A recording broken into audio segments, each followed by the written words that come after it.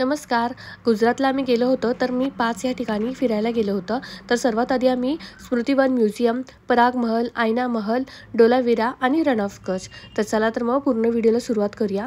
तर फिरायला जाण्याआधीच मी इथे थोडी पॅकिंग केली होती. मुलांसाठी खाऊ आणि श्रीषासाठी मी इथे डायपर बॅग. सकाळी लवकर उठून आम्ही ब्रेकफास्ट केला. तर हा ब्रेकफास्ट कुकने केला होता. तर मस्तपैकी उपमा आणि ज्यूस बनवला होता. तर हा ब्रेकफास्ट मी थोडा मुलांसाठी पॅक करून घेतला होता, कारण का ते आधी गेले होते फिरायला आणि त्यांनी आम्हाला सजेस्ट केलेलं की तिकडे तुम्हाला खाण्यासाठी किंवा काही तिकडे हॉटेल किंवा स्टॉल नाही आहे, तर तुम्ही घरूनच सगळं घेऊन जावा जास्तीत जास्त. तर प्रवासाला सुरुवात केली आणि सर्वात आधी आम्ही भुज या ठिकाणी जाणार होतो. सकाळ 7:30 वाजता आम्ही घरातून निघालो होतो. अगदी फ्रेश वाटत होतं. स्मृतिवन म्युझियम 10 वाजता ओपन होतं, तर आमच्याकडे थोडा वेळ होता. तर आम्ही थोडे फोटोशूट वगैरे केले. त्या स्मृतिवनची थोडीशी माहिती घेतली. तर 2001 मध्ये जो भूकंप झालेला आहे ना, त्याच्याच आठवणीमध्ये हे स्मृतिवन संग्रहालय बांधलेलं आहे. जगामध्ये 7व्या क्रमांकावरती हे संग्रहालय आहे. त्याशिवाय ह्याला आंतरराष्ट्रीय पुरस्कार देखील भेटलेला आहे. ह्याच्या इमारतीच्या कलाकृती एवढ्या सुंदर आहेत की ते लांबूनच लोकांना आकर्षित करतात. तर आतमध्ये ना खूप सुंदर असं स्मृतिवन संग्रहालय होतं. तिथे आपल्याला 2001 मध्ये जे भूकंप झालेला आहे त्याची माहिती देतात आणि त्याशिवाय भूकंपाच्या झटक्याची जाणीव देतील.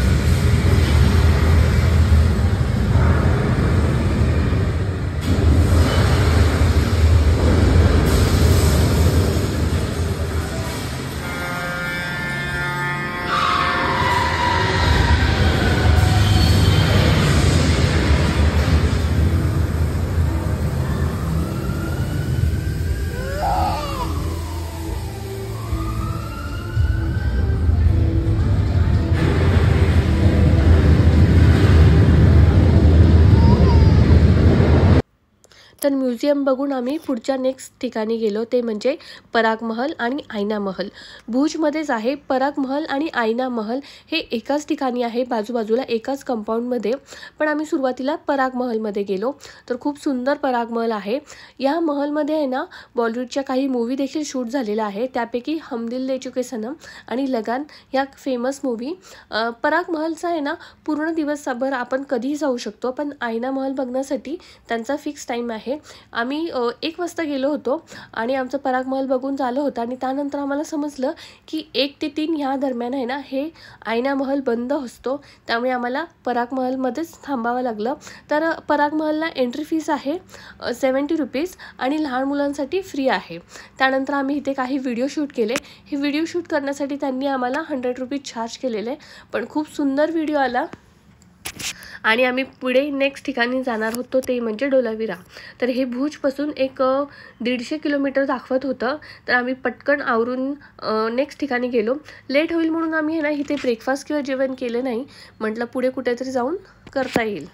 तर त्यानंतर आम्ही छान फोटो व्हिडिओ सगळं काढले आणि जाताना आम्हाला आहे ना स्वामीनारायण टेम्पलसुद्धा दिसलं, खूप सुंदर होतं. त्यानंतर आम्ही पुढे गेलो आणि डोलावीरासाठी जाण्यासाठी खूप वेळ लागला, त्यामुळे आम्ही कुठेतरी आम्हाला आहे ना छोटंसं शॉप दिसलेलं, त्याच्यामध्ये फक्त दाबेली आणि काहीच पदार्थ होते आणि फ्रूट वगैरे आम्ही घेतलं. तिकडे थोडंसं ब्रेकफास्ट केला, कारण का जेवणासाठी तिथे काहीच अवेलेबल नव्हते. मी घरून आणलं होतं, त्यामुळे जरा मुलांसाठी खाण्याच्या बाबतीत टेन्शन नव्हतं. त्यानंतर आम्ही डोलावीराला गेलो. तिथे गेल्यावरती एवढं सुंदर दृश्य होतं ना की बघतच राहावंसं वाटलं.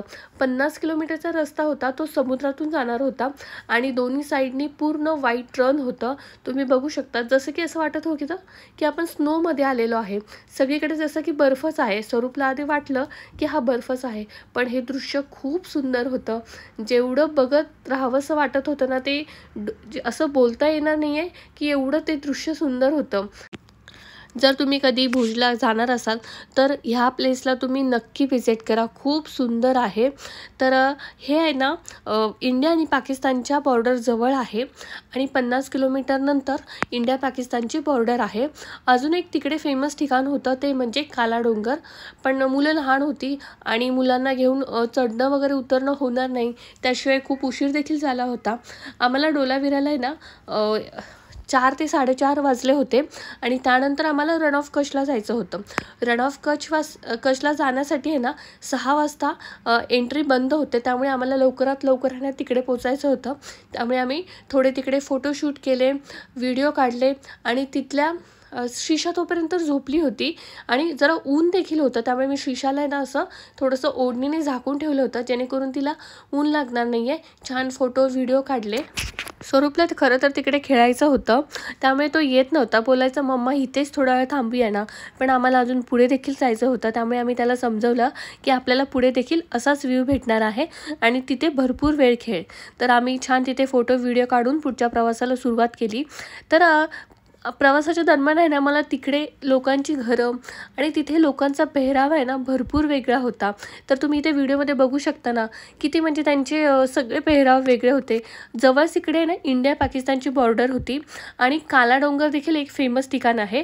त्या ठिकाणी जर तुम्ही गेलात ना तर तुम्हाला इंडिया पाकिस्तानची बॉर्डर दिसते. तर आम्ही इथे रण ऑफ कच्छला पुढे चाललेलो आहे. तिथे मिठाचे एवढ्या गाड्या जातात ना की खूप गर्दी असते. तर त्यानंतर आम्ही 5:30 वाजता इथे रण ऑफ कच्छला निघालेलो आहे. तर रण ऑफ कच्छला जर तुम्ही जाणार असाल तर आहे ना विंटरमध्ये किंवा फेबमध्ये जावा. फेबमध्ये तिथे खूप सुंदर असा रणोत्सव असतो आणि खूप म्हणजे जगभरातून लोक येतात आणि नक्की जावा. आम्हाला थोडासा लेट झाला होता जाण्यासाठी, कारण का आम्ही गुजरातमध्ये फेब एंडलाच गेलो होतो. त्यामुळे आम्ही नेमकं ज्या दिवशी गेलो होतो ना तो दिवस हा लास्ट डे होता रणोत्सवचा. आम्हाला एंट्री भेटली, त्यानंतर एंट्री नव्हती, रण ऑफ कच्छ बंद होणार होता. तर लकीली आम्हाला त्या दिवशी एंट्री भेटली आणि आम्ही पुढे प्रवासाला सुरुवात केली आणि खूप सुंदर होतं तिथे. तर सर्वात आधी आम्ही असं उंटाच्या गाड्या होत्या, त्या गाड्यांवरती बसून आम्ही पुढे त्यांनी आम्हाला नेऊन सोडलं आणि तिकडे असे गुजराती किंवा असे त्यांचे ड्रेसेस होते, ते ड्रेसेस घालून आपल्याला फोटो काढायचे होते. तर माझी खूप इच्छा होती की ड्रेस घालायचे होते. आम्ही सगळ्यांनी वेअर केले आणि श्रीषाला देखील घालायचा होता, पण ती एवढी रडत होती. म्हटलं नको तिला घालायला, कारण का ती बाकी वेळेत देखील मग ती खूप किरकिर केलं असतं तिने. ती कम्फर्टेबल नव्हती त्या ड्रेसमध्ये.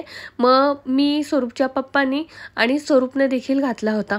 स्वरूप खूपच गोड दिसत होता, त्याला मी रेड कलरचा ड्रेस घातला होता, खूप सुंदर दिसत होता.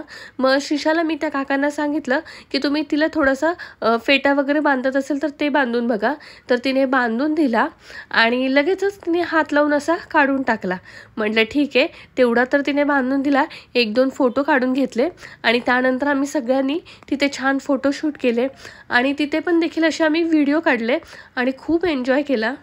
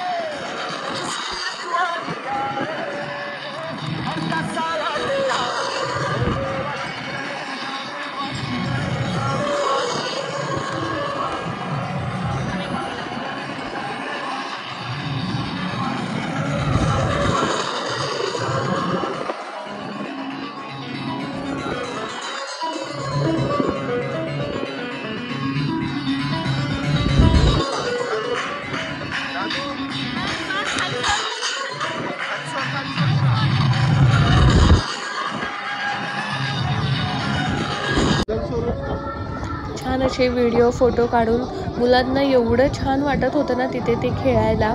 स्वरूपला तर असं सारखं वाटत होतं की तो बर्फच आहे. त्यानंतर आम्ही तिथे छान असं सनसेट होईपर्यंत थांबलो आणि नंतर थोड्याच वेळामध्ये घरी निघालो, कारण का पुढचा प्रवास देखील खूप मोठा होता. आम्ही 7-7:30 वाजता निघालो. घरी जायला आम्हाला 11 वाजले आणि कुकने आमच्यासाठी छान जेवण बनवून ठेवलं होतं. ते जेवण बघून खरंच खूप आनंद झाला. एवढा आनंद झाला कारण का आम्हाला दिवसभरामध्ये कुठेच जेवण भेटलं नव्हतं. मी घरी जेवढी फ्रूट किंवा जे स्नॅक्स घेऊन आले होते ना तेवढ्यावरतीच आम्ही होतो दिवसभर.